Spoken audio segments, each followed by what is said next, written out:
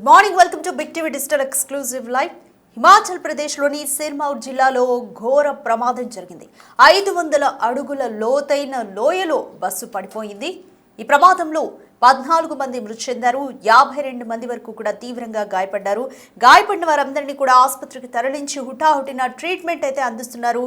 వారిలో కూడా పరిస్థితి విషమంగానే ఉన్నట్టు తెలుస్తోంది. అయితే ఈ ప్రమాద తీవ్రతకి బస్సు 2 ముక్కలుగా అయినట్టుగా కూడా తెలుస్తోంది. 500 అడుగుల లోతైన లోయ అంటే మాట కాదు. 14 మంది మృతి చెందారు. 52 మందికి తీవ్ర గాయాలయ్యాయి. అయితే టర్నింగ్ వద్ద అదుపు తప్పి లోయలో పడిపోయినట్లుగా అయితే తెలుస్తుంది ప్రాథమికంగా. ఇంకా పూర్తిగా ప్రమాదానికి గల కారణాలు ఏంటి అనేది తెలియాలి. అయితే మృతుల కుటుంబాలకు 2 లక్షల వరకు కూడా ప్రధాని మోదీ పరిహారాన్ని ప్రకటించారు.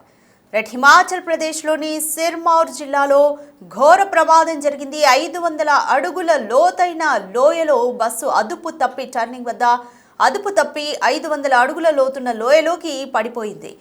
ఈ ప్రమాద తీవ్రతకి బస్సు కూడా 2 ముక్కలుగా అయినట్టు తెలుస్తోంది. ఈ ప్రమాదంలో 14 మంది మృతి చెందారు. 42 మంది వరకు కూడా తీవ్ర గాయాల పాలయ్యారు. వారందరినీ ఆసుపత్రికి తరలించి ప్రస్తుతానికి ట్రీట్మెంట్ అందిస్తున్నారు. మృతులకు 2 లక్షల ఎక్స్గ్రేషియాను ప్రకటించారు ప్రధాని మోదీ. ఒకసారి మీరు ప్రమాదానికి సంబంధించిన విజువల్స్ అన్ని కూడా బిగ్ టీవీ స్క్రీన్ మీద చూస్తున్నారు. సో బస్సు పూర్తిగా అదుపు తప్పి లోయలో పడిపోయింది. మొత్తం కంప్లీట్ అది టర్న్ అయిపోయింది. మొత్తం కంప్లీట్గా బోర్లా పడిపోయింది, వెల్లకిలా పడిపోయింది. బస్సు అంతా కూడా 2 ముక్కలుగా అటు సైడ్ చీలినట్టుగా కూడా మనకైతే ఇన్ఫర్మేషన్ అందుతుంది. 500 అడుగుల లోయ కానీ కొంచెం ఏటవాలుగా ఉంది కాబట్టి కొంచెం 42 మంది 52 మంది కూడా కొంచెం వరకు బయటపడడానికి ఛాన్స్ ఉంది అని అనుకోవచ్చు. ఒకవేళ కనుక లోతుగా ఉండుంటే మాత్రం లోయ 52 మంది వరకు కూడా బ్రతికే ఛాన్స్ అయితే కనిపించదు. కొంచెం మనకి స్లాంట్గా ఉంది కాబట్టి లోయ వైపు బస్సు నెమ్మదిగా కొంచెం దూసుకు వెళ్తున్నట్టుగా అయితే మనకి అంచనా వేసుకోవచ్చు. 14 మంది ఏది ఏమైనప్పటికీ 14 మంది ఈ ప్రమాదంలో చనిపోయారు.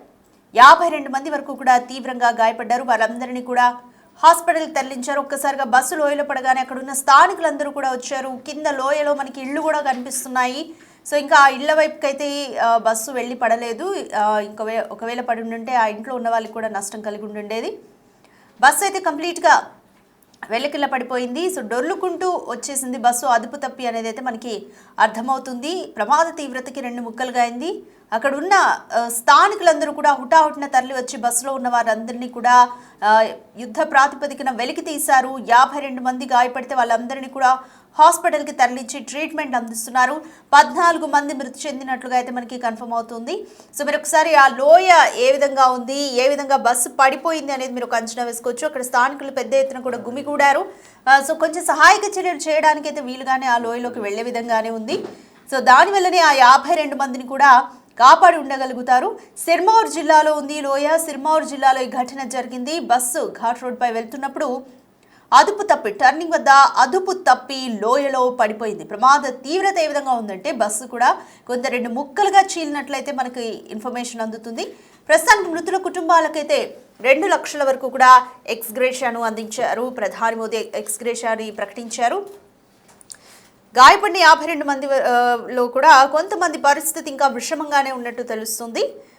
సో మొత్తానికి ప్రమాదానికి సంబంధించి ఇంకా పూర్తిగా అసలు కారణం ఏంటి, బ్రేక్స్ ఏమైనా ఫెయిల్ అయ్యాయా, అదుపు తప్పి స్పీడ్ కంట్రోల్ అవ్వకనే అలా ప్రమాదం జరిగిందా, ఇటువంటి వివరాలన్నీ కూడా ఎంక్వైరీ తర్వాతనే తెలుస్తాయి. ఈ ప్రమాదానికి సంబంధించి మోర్ డీటెయిల్స్ మా ప్రతినిధి శివాని అడిగి తెలుసుకుందాం. రైట్ శివ, సిర్మౌర్ జిల్లాలో ఘోర ప్రమాదం జరిగింది.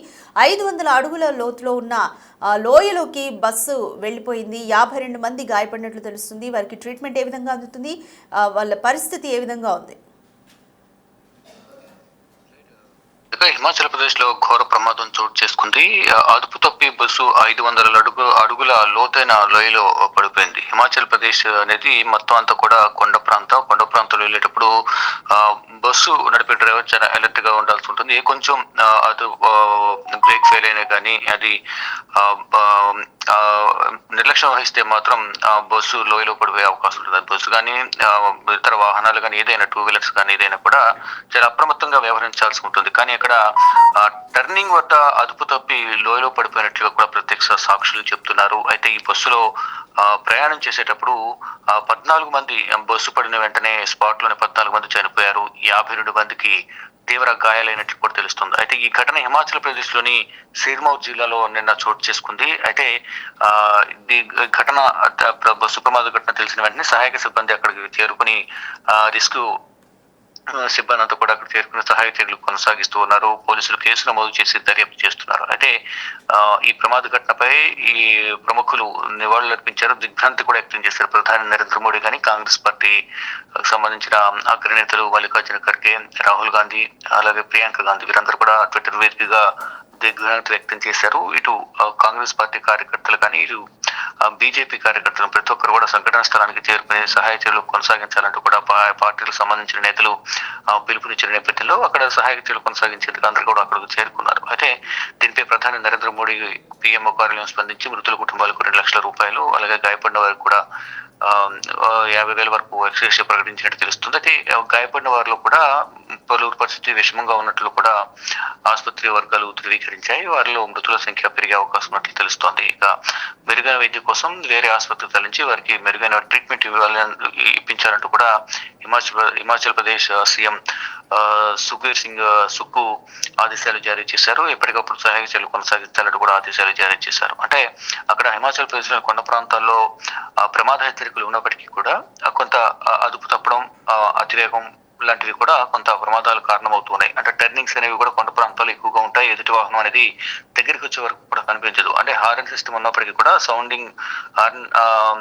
చేసినప్పటికీ కూడా కొంచెం ఆ ఎడ్జ్కెళ్ళే నేపథ్యంలోనే ఆ కరువుస్ ఎక్కువ ఉంటాయి. కరువుస్ ఉన్న నేపథ్యంలో ఆ బస్సు అదుపు తప్పి లోయలో పడినట్లు కూడా ప్రత్యక్ష సాక్షులు చెప్తూ ఉన్నారు. కానీ ఇటువంటి ప్రమాదాలు జరగకుండా తగిన జాగ్రత్తలు తీసుకోవాలని కూడా ప్రతి ఒక్కరు ప్రభుత్వాన్ని కోరుతూ ఉన్నారు. రైట్ శివ, ఏ టైంలో ఈ ప్రమాదం జరిగింది? ఉదయం పుట్టున లేదా అర్ధరాత్రి ఈ ప్రమాదం జరిగిందా? ఒకవేళ రూట్ కనపడి ఉండదు అని అనుకోవచ్చా? బ్రేక్స్ ఫెయిల్ అయ్యాయా? ప్రాథమికంగా ఏ కారణం అని చెప్తున్నారు అక్కడ ఇన్వెస్టిగేట్ చేసిన వాళ్ళు? అంటే ప్రధానంగా ఇది అదుపు తప్పడం వల్లే ఈ ప్రమాదం చోటు చేసుకుంది అనేది కూడా చెప్తున్నారు. నిన్న మధ్యాహ్నం సమయం ముందు అంటే 10-12 గంటలలోపు మధ్యలో ఇది జరిగి ఉండొచ్చు అనేది కూడా చెప్తున్నారు. అంటే ప్రధానంగా ఈ యొక్క పొగమంచు అనేది కొంత ఇబ్బందిగా మారుతూ ఉంది. కానీ అక్కడ ప్రాథమికంగా ఈ బస్సు అదుపు తప్పడం వల్లే ఈ ప్రమాదం చోటు చేసుకుంది అనేది కూడా చెప్తూ ఉన్నారు.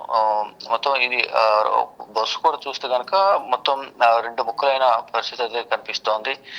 మొత్తం సిటీసీ బస్సు పైన కూడా సిటీసీ అనేది రాసి ఉంది. మొత్తం దేనికి దానికి కింద బాడీ సపరేట్ గా అయిపోయింది. ఇలా బస్సులు గతంలో కూడా అనేక ప్రమాదాలు చోటు చేసుకున్నాయి.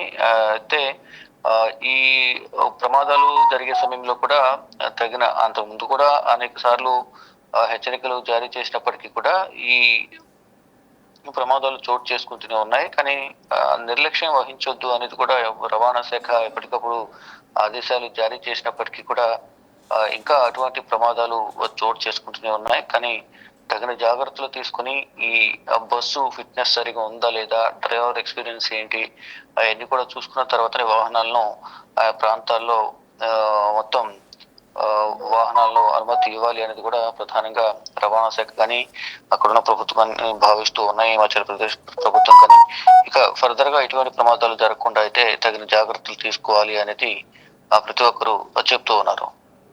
Right, thank you Shiva. Right, Himachal ప్రదేశ్లోని సిర్మౌర్ జిల్లాలో ఘోర ప్రమాదం జరిగింది. బస్సు టర్నింగ్ వద్ద అదుపు తప్పి 500 అడుగుల లోతున్న లోయలో పడిపోయింది. వెంటనే అక్కడి స్థానికులు స్పందించి అక్కడ బస్సులో ఇరుక్కున్న 52 మంది ప్రయాణికుల్ని కూడా బయటకు తీశారు. 14 మంది మృతి చెందినట్లుగా అయితే ఇప్పటివరకు ఇన్ఫర్మేషన్ అందుతుంది. హాస్పిటల్ ట్రీట్మెంట్ పొందుతున్న వారిలో కూడా చాలా మంది పరిస్థితి విషమంగా ఉన్నట్లయితే డాక్టర్లు చెప్తున్నారు.